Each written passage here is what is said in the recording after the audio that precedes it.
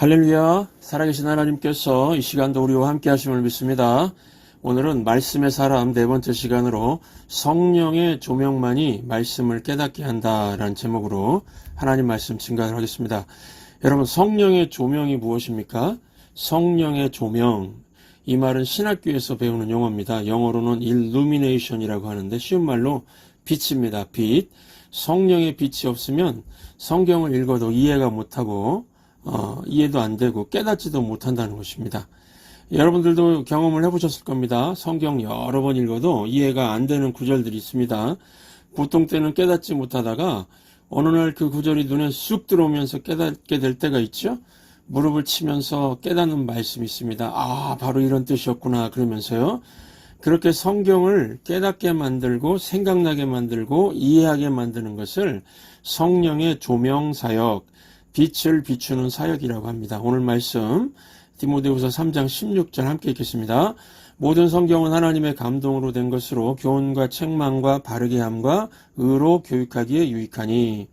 모든 성경은 하나님의 감동으로 된 것으로, 이게 원어로는 하나님의 호흡으로 되었다는 뜻입니다. 하나님은 영이시죠. 그러니까 하나님의 호흡, 그러면은 사람의 호흡과는 다른 영적인 것을 의미하는 거고요. 그래서 성경, 즉 하나님 말씀은 영적인 것이다 하는 겁니다. 그래서 하나님 말씀인 성경은 영적인 거기 때문에 명문대 나오고 박사학위 있는 지식인이라고 하더라도 성경을 많이 아는 게 아닙니다. 가끔 보면은 IQ 150 이상 되는 천재나 박사학위 소지자도 성경에 대해서는 아주 깡통인 그런 사람이 있습니다. 바보 같은 해석을 합니다. 그러므로 성경을 이해하고 깨닫기 위해서 꼭 필요한 것이 있습니다. 첫 번째, 거듭나야 합니다. 여러분, 성경은 거듭난 사람만이 이해할 수 있는 그런 책입니다. 요한복음 6장 63절 함께 읽겠습니다. 살리는 것은 영이니 육은 무익하니라. 내가 너희에게 이른 말은 영이요 생명이라. 내가 너희에게 이런 말, 하나님 말씀이죠. 하나님 말씀이 뭐라고요? 영이요 생명이라. 그래서 거듭나야 하나님 말씀이 들리기 시작한다는 겁니다. 이성만 갖고는 안 됩니다. 학식만 갖고 안 됩니다. 똑똑하다고 되는 게 아닙니다. 하나님 말씀은 누가 이해할 수 있습니까? 영적인 사람입니다. 성령으로 거듭난 사람입니다. 하나님은 천국과 지옥이 존재한다고 말씀하시고 사람이 한번 죽는 건 정한 것이고 그 후에는 심판이 있다고 말씀하시는데 하나님 말씀이 전혀 마음에 다가오지도 않고 헛소리하는 사람이 있습니다. 천국과 지옥은 믿으면 있고 안 믿으면 없답니다. 천국과 지옥이 실제로 존재한다고 생각을 못하는 겁니다. 또 천국의 영광을 그렇게 강조해도 천국에 별로 가고 싶지 않다고 합니다. 왜냐하면 거기는 재미가 없을 것 같아요. 이건 다 무지해서 그런 겁니다. 깨닫지 못해서 그런 겁니다. 왜 그렇습니까? 성령으로 거듭나지 못했으니까요. 거듭나지 못한 사람은 영적인 세계에 대해서 아무것도 깨달을 수가 없습니다. 요한복음 3장 5절부터 6절 말씀 함께 읽겠습니다. 예수께서 대답하시되 진실로 진실로 내게 이르노니 사람이 물과 성령으로 나지 아니하면 하나님 나라에 들어갈 수 없느니라. 육으로 난 것은 육이요 영으로 난 것은 영이니. 여러분, 거듭남이란 말씀인데 거듭남이 무엇입니까? 하나님 자녀로 다시 태어나는 겁니다. 어떻게 하나님 자녀로 태어날 수 있습니까? 성령이 낳아주셔야 됩니다. 예전에도 설명을 드린 적이 있는데요. 제 질문에 대답을 해주시기 바랍니다. 말 새끼를 뭐라고 부르죠? 망아지. 소 새끼를 뭐라고 부르죠? 송아지. 개의 새끼를 뭐라고 부르죠? 개새끼요? 아니, 개새끼? 강아지죠, 강아지. 그러면은 사람의 새끼를 뭐라고 부르죠? 사람 새끼? 사람 새끼라고 부르지 않고 아기라고 부르죠. 그러면 하나님의 새끼를 뭐라고 부르죠? 크리스천, 신자 이렇게 부릅니다. 예. 그러니까 말, 소, 개, 말 밑에 망아지, 소 밑에 송아지, 개 밑에 강아지, 사람 밑에 아기, 하나님 밑에 신자 크리스천이 있는 거죠. 예. 그렇게 이렇게 요 아래에 그 위에 있는 그 아래에 존재가 있지 않습니까? 예. 근데 하나님은 육체가 없는 영이신데 어떻게 낳아주느냐 하는 겁니다. 성령의 능력으로 낳아주신다는 겁니다. 하나님께서 한 가지 방법으로 거듭남의 길을 열어주셨습니다. 어떻게 하는 거죠? 어떤 방법이었습니까? 우리가 예수님을 주와 그리스도로 구주로 영접하겠다고 영접기도 하면 성령이 우리 몸 안에 들어와서 하나님의 자녀로 태어나게 해주시겠다는 겁니다. 여기 계신 우리 모든 교우분들은 예수님을 주와 구주로 영접하겠다고 기도하셨습니까? 그 영접 기도 중에 성령께서 강림하시는 겁니다. 그리고 거듭남이 이루어지는 겁니다. 거듭남이 이루어진 사람의 특징을요, 성경은 명확하게 얘기합니다. 첫째, 예수님을 주님으로 시인하게 됩니다. 고린도전서 12장 3절 말씀 함께 읽습니다.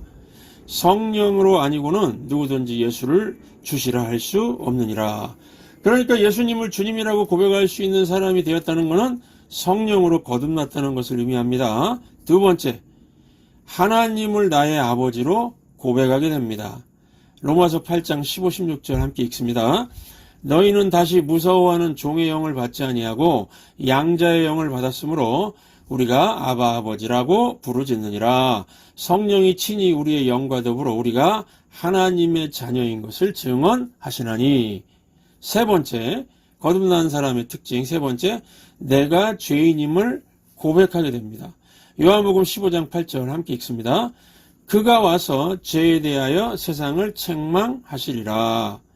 우리가 죄인인 것을 깨닫게 해주시는 게 성령님입니다. 네 번째, 하나님의 말씀인 성경을 깨닫게 됩니다.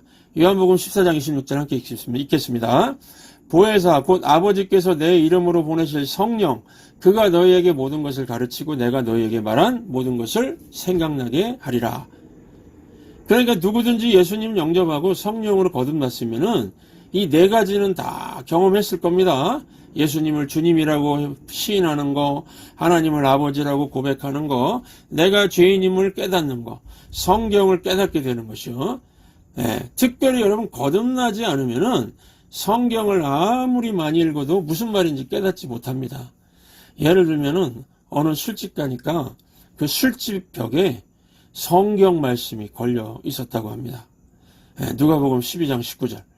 평안히 쉬고 먹고 마시고 즐거워하자. 성경에 이런 말씀이 있거든요. 누가복음 12장 19절. 이런 말씀 찾아냈다고 좋아서 술집 사장이 막 자랑을 하는 겁니다. 그런데 그 다음 구절 누가복음 12장 20절이 뭐라고 나옵니까? 어리석은 자요. 그렇게 나옵니다. 그러니까 앞뒤 문맥을 떼어내고 자기 좋은 대로 하나님 말씀이라고 하면 안 된다는 것입니다. 거듭나지 못한 불신자들이나 이단들이 이렇게 자기 좋을 대로 성경을 갖다 붙이는데 그거 자체가 거듭나지 못한 것을 증명하는 겁니다. 그래서 거듭난 사람과 거듭나지 않은 사람은 성경 이해에 있어서 하늘과 땅 차이입니다. 여기 앉아 계신 이 교우들이 꼭 기억하셔야 될 게 있는데요. 나는 별로 똑똑하지 않은데 똑똑한 사람한테 어떻게 말씀을 증거할까? 이런 생각 버리시기 바랍니다. 성경 이해는 IQ와 상관이 없습니다. 똑똑한 것과 아무 관계 없습니다. 거듭난 사람은 다 하나님 말씀 이해하게 되어 있습니다. 거듭나지 않은 사람들이 이해 못할 말씀들을 다 풀고서 다 해석할 수 있는 그런 능력이 거듭난 사람한테 있습니다. 거듭남과 거듭나지 못함을 설명해주는 고전적인 예화가 있습니다. 버전이 여러 가지인데 한국 농촌 버전이 있습니다. 농촌에서 농사짓는 할머니, 할아버지들은 많이 배우지 못한 분들이죠. 농촌교회에 어떤 젊은 목사가 부임했다고 합니다. 이 목사는 어떤 목사냐면은 IMF 시절에 목사된 사람인데요. 한국에서는 서울대, 연세대, 고려대 학생들 그러면은 미국의 아이빌리그 명문대를 쳐주지요. 서울대, 연세대, 고려대 이거를 스카이라고 그러는데 스카이 대학 들어가면 나름 IQ 좋고 똑똑한 젊은이들 아닙니까? IMF 당시 한국 현실은 취업하기 어렵게 취업한다고 해도 55세면 은퇴하지요. 그러니까 70세까지 일할 수 있는 목사의 직업이 최고다고 그래가지고 스카이 학생인데 이 대학교 졸업하고 신학교 가서 목사 된 케이스입니다. 그 젊은 목사가요. 그러니까 목사는 목사인데 자기 이성만 갖고 있었지 거듭나지 못한 목사입니다. 그래서 그 목사는 부활도 믿지 않고 기적도 믿지 않고 성경도 하나님 말씀이라고 믿지 않고 성령의 감동으로 쓰여진 성경이라고 믿지 않는 그런 목사였습니다. 그런데 농촌교회 성도들은 배우진 못했어도 그 할아버지들, 할머니들은 거듭났고요. 믿음 좋은 분들이었습니다. 하지만 젊은 목사가 볼 때는 그냥 나이 든 사람들이 덮어놓고 아멘 할렐루야 아멘 할렐루야 하는 것 같이 보이니까 제대로 가르쳐줘야 되겠다고 계몽적인 설교를 했다는 겁니다. 어느 날 이스라엘 백성들이 홍해를 건너간 스토리를 설교하면서 그 젊은 목사가 얘기했다고 합니다. 성도 여러분, 홍해라는 말이 히브리어로 얌수프입니다. 얌수프, 갈대바다라는 뜻입니다. 그러니까 갈대가 많이 덮여 있다는 것이고 이거는 깊은 바다가 아니라는 겁니다. 그러므로 갈대바다 넘어가는 것은 기적도 아닙니다. 이렇게 설교를 했다고 합니다. 그런데 예배가 끝나고 나서 한 할머니가 환하게 웃으면서 오늘 설교에 큰 은혜를 받았다고 그러면서 기뻐하더라는 겁니다. 심지어는 감격에 눈물을 흘리면서 막 기도까지 하더라는 겁니다. 목사님, 하나님의 능력은 정말 대단하십니다. 그러시면서요. 그래서 그 목사가 너무 이상해가지고 왜 그러시냐고 물었더니 그 할머니 얘기가요. 하나님의 능력은 정말 놀라워요. 그 얕은 갈대바다에서 애굽의 군대를 다 멸절시켰으니 얼마나 대단한 기적입니까? 그러더라는 겁니다. 여러분 무슨 얘기인지 아시겠죠? 거듭난 사람과 거듭나지 않는 사람의 차이가 이렇게 큽니다. 거듭난 사람은요 하나님 말씀에서 기적을 맛보지 않습니까? 그런데 거듭나지 못한 사람은 자기가 똑똑한 줄 아는데 바보 같은 해석을 하고요. 여러분 원래 이 얌수프라는 히브리 단어는요. 갈대바다라는 뜻도 있지만 해초의 바다라고 해석할 수도 있습니다. 문맥에 따라서 두 종류로 해석할 수 있는 거죠. 선택을 잘못하면 틀리는 해석이 나올 수 있는 겁니다. 그러면 앞뒤 문맥을 볼 때 애굽의 군대가 따라오다가 물이 합쳐져서 다 수장되어 죽었다 그러면은 그게 갈대바다일까요? 해초의 바다일까요? 해초의 바다죠. 그러니까 거듭나지 않은 사람은요 아무리 똑똑해도 성경 말씀이 안 믿어지고 모르는 겁니다. 그러니까 그런 사람들은 해석이 안 되는 겁니다. 똑같은 말씀인데 어떤 사람에게는 감동으로 다가오는데 어떤 사람에게는요 장벽으로 다가옵니다. 장벽이죠. 참 이상하지 않습니까? 이 차이가 무슨 차이라고요? 목사가 똑같은 본문으로 설교하는데도 어떤 사람은 큰 감동을 받고 은혜를 받고 변화가 되는 반면에 어떤 사람은 그게 장벽으로 다가와가지고 시험거리가 되고 이해가 안 되는 이유, 그것은 바로 거듭난 자와 거듭나지 않는 자의 차이라는 겁니다. 거듭나지 않는 사람은요 똑같은 말씀인데도 왜 그렇게 삐딱하게 보는지 참 답답할 때가 있습니다. 기억하시기 바랍니다. 성경 해석에 있어서 긍정적으로 하나님 말씀을 받아들일 수 있는 그 능력은 누가 주신다고요? 성령의 조명사역입니다. 성령이 함께해야 가능합니다. 그러므로 두 번째, 인생 최고의 스승을 성령으로 삼으시기 바랍니다.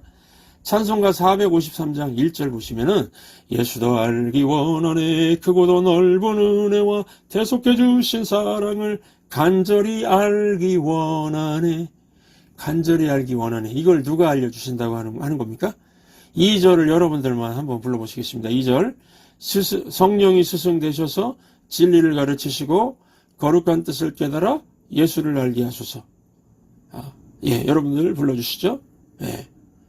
그렇지 않습니까? 성령이 스승 되셔서 진리를 가르치시고 거룩한 뜻을 깨달아 예수를 알게 하소서. 3절은 함께 부르겠습니다. 성령의 감화 받아서 하나님 말씀 배우니 그 말씀 한절한절이 내 맘에 교훈되도다. 하나님 말씀 한절 한절이 막 보약 먹는 것처럼 힘이 나게 하고 생명력이 넘치게 만드는 거 누가 하신다고요? 성령께서 하십니다. 여러분 사시면서 하나님의 은혜가 제일 크게 임했을 때가 언제입니까? 하나님 말씀이 들릴 때 아닙니까? 설교 말씀이 들릴 때죠.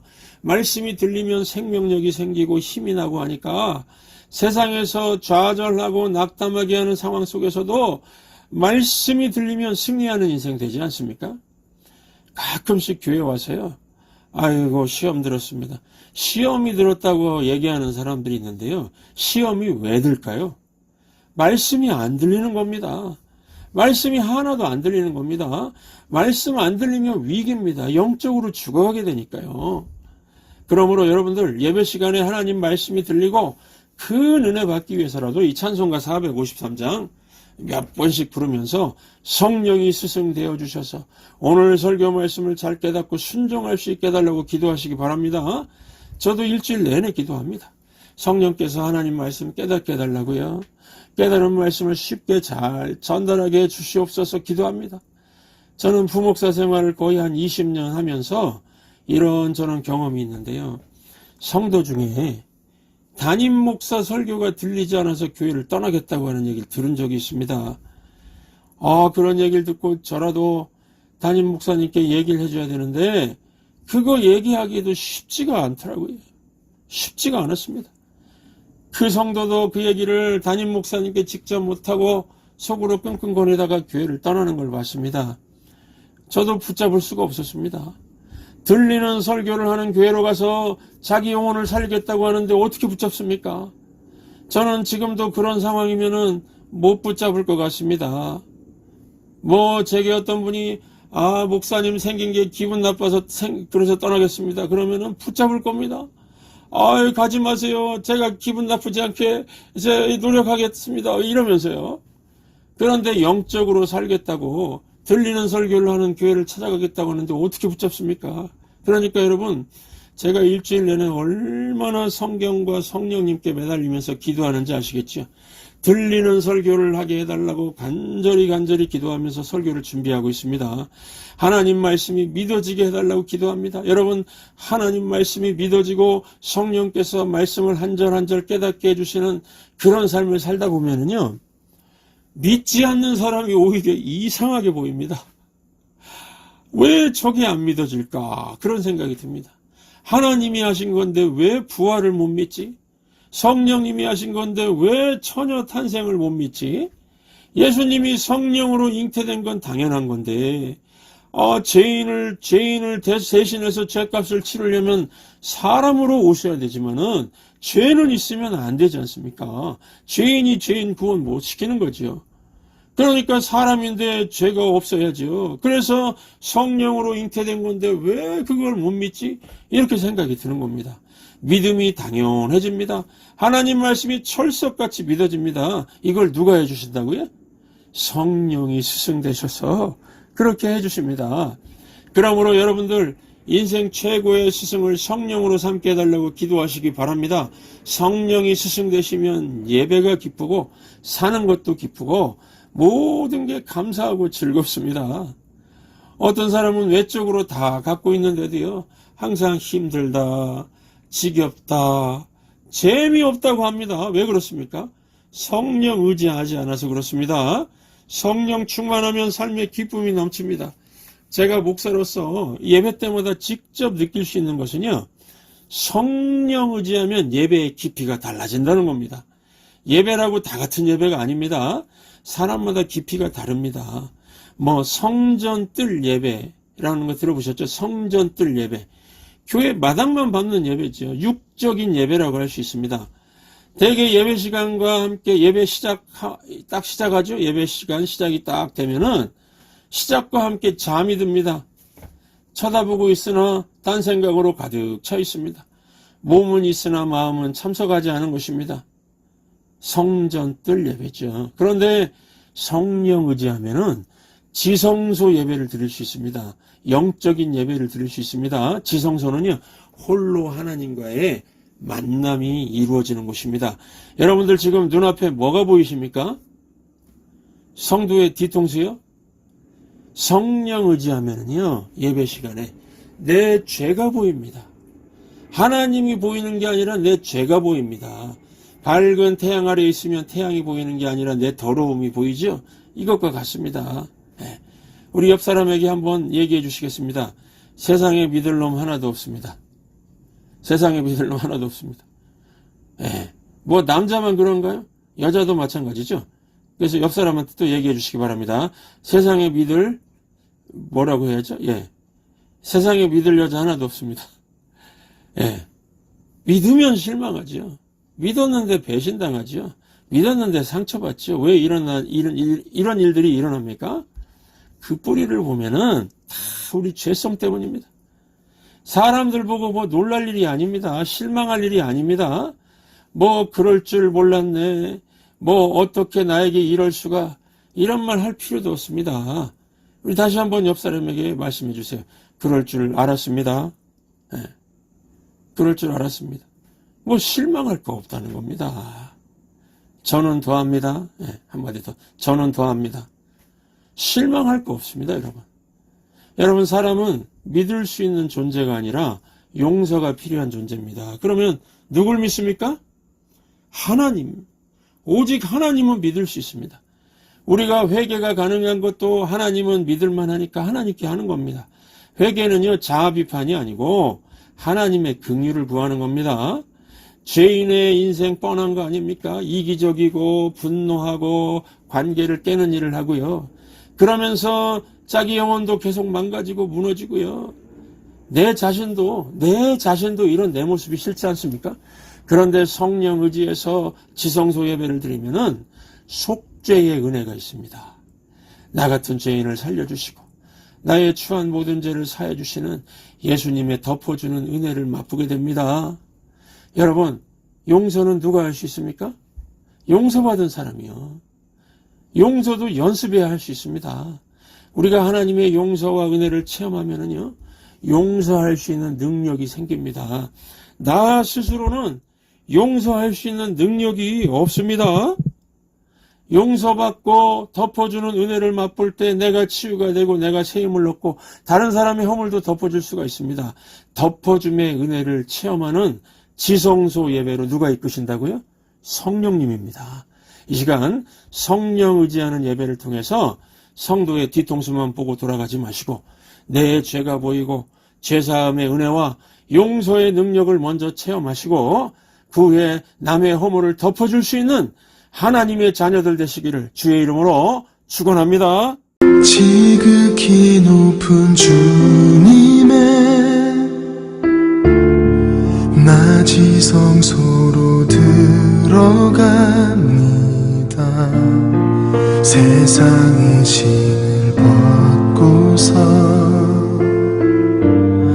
주 보좌 앞에 엎드리리. 내 주를 향한 사랑과 그 신뢰가 사그러져 갈 때 하늘로부터 이곳에 장막이 덮이네. 이곳을 덮으소서. 이곳을 비추소서. 내 안에 무너졌던 모든 소망 다 회복하리니. 이곳을 지나소서. 이곳을 만지소서. 내 안에 죽어가는 모든 예배 다 살아나리라. 지극히 높은 주님의 낮이 성소로